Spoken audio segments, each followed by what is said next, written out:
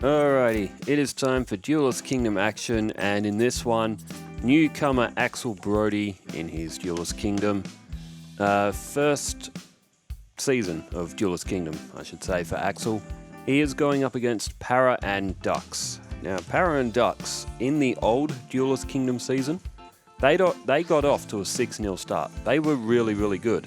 I think they lost last week. I'm pretty sure Axel won last week, if I remember it right. But out of the two decks, Para and Dux, if they can get a Suijin, Kazujin, or Sanga to the field, its effect makes it very difficult to attack. Axel has to rely on his attacking force to get the duels won. So if Para and Dux can get either Suijin, Kazujin, or Sanga to the field, they are very, very strong. However, getting them to the field is challenging. They are a 7-star monster, 2 tributes to get to the field. Alright, Para and Dux, so they've started off with Minamushi Warrior, and Axel's just drawn Darkfire Soldier, which is a 1700.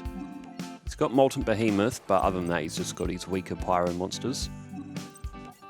So now Axel, I reckon he's going to be pretty good throughout the tournament. He's got some good hitters, and so Para and Dux have Negate Attack.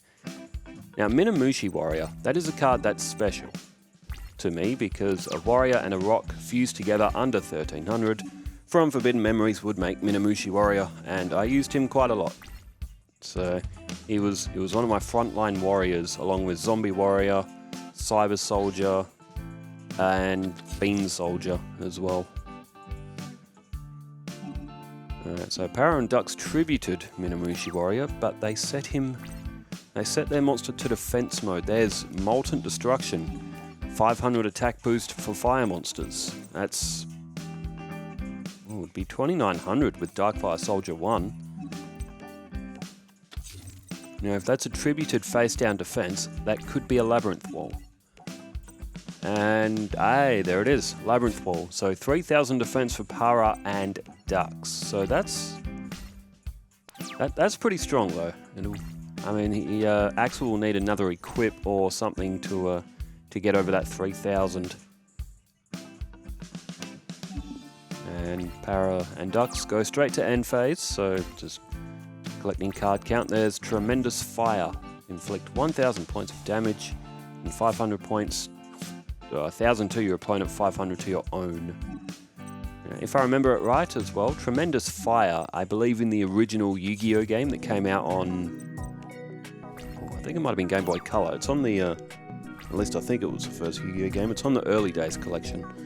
Like the 1998, I think it was, Duel Monsters game. Tremendous Fire does like 5,000 points of damage to that, and if you somehow get 9 of them, which you can do on that, because you can just cheat and get every card, you can end the duel in 2 turns just using Tremendous Fire, because you only play 1 card at a time on that game. But anyway, Volcanic Hammer, I should say, has been drawn here. Gets to 2900, but it wouldn't have needed the boost from Molten Destruction anyway, not with Rush Recklessly there.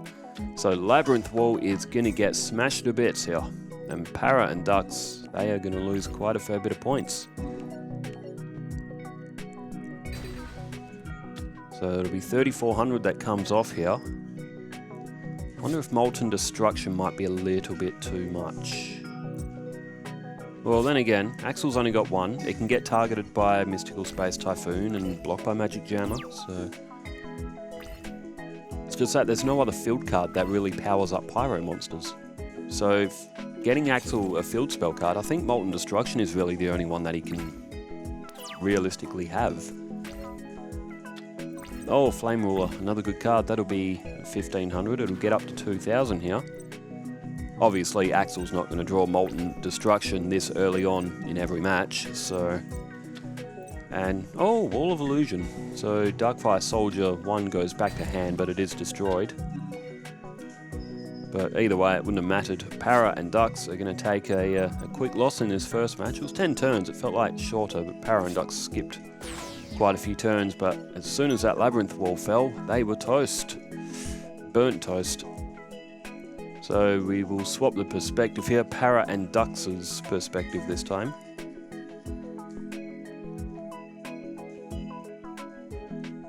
So as they swap around, they just spend some of those duel points too. That profile does have one of every card. It doesn't have 3 of every card.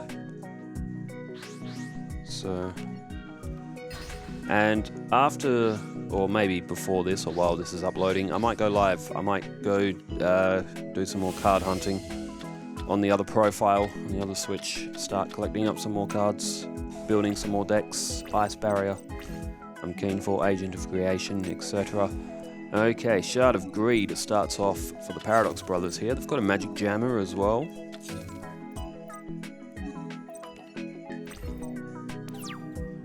And turn change over to Axel. So what has Axel got on turn 1? It'll be very interesting to see Axel go up against some of his GX counterparts in that of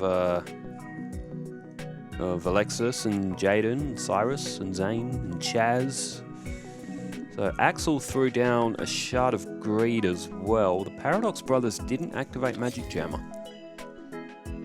Maybe more concerned about that Molten Destruction or any equip cards or anything else that Axel might play. Shard of Greed does take 2 turns. Power and Ducks do have Karzaj in there as well. There's Dragon Statue. It's got Statue of Easter Island there as well. And Thunder of Ruler flipped up by Axel.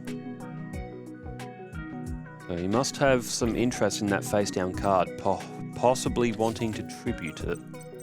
There's 2 defenses on the field right now for Para and Ducks. If Axel's going to go for a tribute though, we could be looking at something well over 2,000. And it is. And it is the Flame Cerberus. Great card. Very, oh, Burning Spear. That's going to put it to 2,500. Flame Cerberus, Pyro, and a Beast together on Forbidden Memories. And probably other Yu-Gi-Oh games as well. I think Duelist of the Roses, you could do it as well with Flame Cerberus, but fusing it together. It was pretty solid. It was a 2,100, and that was really, really good back in those days. Well, which one will it go after? Will it go after the Giant Soldier of Stone, or will it hit the Statue of Easter Island? It has hit the Giant Soldier of Stone. Axel's lucky there because Karzajin was coming down on the next turn. So Para and Ducks have just missed out on getting one of their ace monsters. Ah, Suijin. Shard of Greed though is ready. So what can Paradox, what can they draw here? Well, they've got all 3 of them and they're not going to be able to get a single one of them to the field. Oh, if only Gate Guardian could just be like special summon like this. Discarding those 3 from the hand instead of the field. If we actually see a legitimate Gate Guardian summon, like the roof comes off, because that card is damn near impossible to summon, and not even worth it, because having 3 separate monsters with 24, 25 and 2600 base attack, along with their effects of reducing an attack at a 0 once per turn. Like, Gate Guardian is not worth the sacrifice of those 3 monsters. It may be 3750, but it has no effects. It cannot defend itself. The Paradox Brothers have just drawn Millennium Golem, so they are about to get barbecued to a crisp yet again. Not great drawing for the Paradox Brothers, but they were very close to getting Karzajin down. If they got Karzajin down, well, Axel would not be winning. He wouldn't even be able to attack because I think it's once per turn for Karzajin, Suijin, and Sangha. They reduce the attacking monster to 0. Well, the Paradox Brothers might just survive with a few life points remaining on this one. No, they won't. Rush Recklessly. That's going to put Blazing Apache to 2550. Wow. Wow. Axel has absolutely steamrolled his way through this, so he's up 2-0 now. The Paradox Brothers are playing to try and block Axel from getting a bonus point. I mean, in that duel, Axel doesn't really have any other cards different to anyone else. Molten Destruction's questionable, but there's just no other field card, and almost everyone has a field card. I don't really want to rob Axel of his Field cards to say. There's no field card that only does those fire monsters or pyro monsters by 200. Umi will reduce them by 200, well, to my knowledge, unless I'm forgetting another card. But of like the basic field cards, there's none that give pyro an advantage, I'm pretty sure. It's a little bit more of a modest hand this time from Axel. He does have Little Chimera. Then again, he's got Mask of Weakness and Rush Recklessly. It's an absolutely devastating combo to play them both together. Mask of Weakness comes down.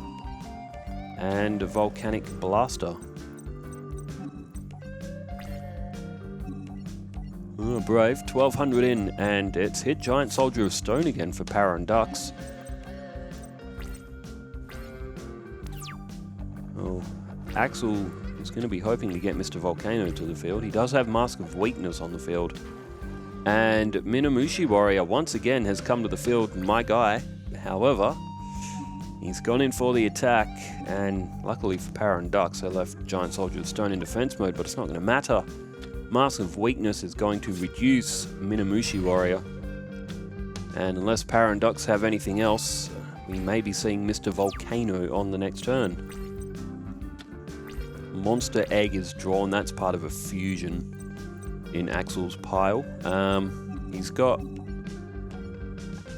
Cherubin the Fire Knight, which is only an 1100, and he's got Vermilion Sparrow, which is a 1900. So his fusions aren't that good. I just have them in his deck just to pay nod to those old school fire monsters that were fusions. Vermilion Sparrow used to fuse that with I think it might have been a fire and a spellcaster or something. It was a bit of a weird one. I don't actually remember how to make it in Forbidden Memories, because by the time you really got to actually getting it together as a fusion, it was kind of a useless fusion at only 1900. Flame Viper drawn. Little Chimera has been chosen. That's going to give everything a 500 point boost as well. Oh, maybe okay. Maybe it's a little bit unfair for Axel to have two of those effects. Molten Behemoth and Little Chimera do the exact same effect. Maybe we take Molten out and leave him with Little Chimera, because Little Chimera is only an 1100 attack. It's a bit easier to get off the field given the cards that they do have for this tournament. Just to keep it a little bit more fair, because that's a lot of attack power that Axel can potentially get. Oh, Offerings to the Doomed.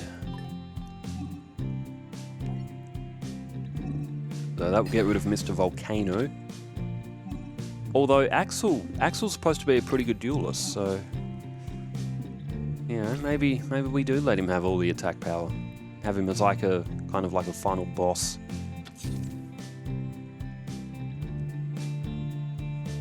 Alright, Para and Ducks. Maybe if Para and Ducks played better and drew better cards, they wouldn't be getting absolutely slaughtered in this match.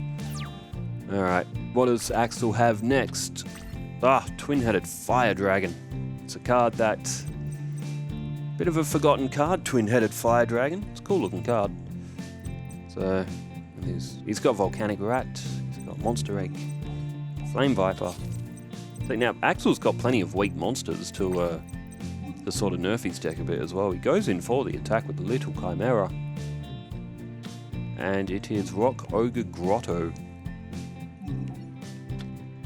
Oh, and Rush Recklessly, so Little Chimera will get over it. That's a good play, because Para and Ducks do have quite a lot of 5 and 6 stars. So you don't really want to give them the opportunity to tribute, especially in this situation. That's a good decision from Axel to use Rush Recklessly there. Otherwise, you know, we could be seeing a Millennium Golem, Monster Tamer, anything to knock out Little Chimera. Although Axel probably still could have tributed anyway with his face down if that was the case, but Para and Ducks, they have just used the Statue of Easter Island. It was only 1100, but it destroyed Little Chimera as well. Twin-headed Fire Dragon is now going to come to the field. Of Volcanic Rat departs, so 2200. Unless Paradox Brothers can block, they will have 4100 life points remaining, and you just got to think that Axel is just going to be a bit too strong on this day.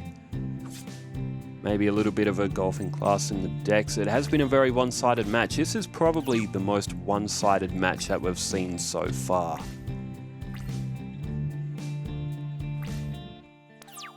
So yeah, we'll take note of it just in case Axel does come off a little bit overpowered. We'll give him a slight nerf, probably removing Molten Destruction. Monster Egg has come down, so 2,800 altogether for the attack points here. We'll leave Paradox with 1,700. No, 1,300.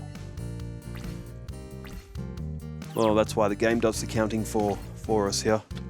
Well, 7,200 for Axel, he's not going anywhere. And it looks like this is going to be a pretty quick match altogether as well. Might be one of the quickest of the tournament so far. But poor Para and Dux, man, they have been absolutely broken in half on this one. Is that it? Oh, negate attack. Okay, Para and Dux were holding on to it for a little while. I guess in case they have drawn a monster or something and wanted to go for a tribute, but it looks like Para and Dux also have just had a bit of bad luck in this one with their drawing. They haven't drawn particularly great cards. Or they've drawn good cards, just not in the right order. There's Rush recklessly. I think Para and Dux are just throwing their cards down now, everything they can. Possibly high-level monsters in Para and Dux's hand. They do have a few of them. Oh, Mystical Space Typhoon. What's that face down, Para and Dux? It is... Oh, Novox's Prayer. That's for Skull Guardian. 2,050 attack, 2,550 defense, I believe. But it is over. Para and Dux have been absolutely burnt to a crisp. So whatever's left of Para and Dux will play... who are they up against next week? Tristan. So if they have managed to get out of the burn ward by then, they may be ready for Tristan. But Axel has taken this one 3-0. He'll pick up a bonus point.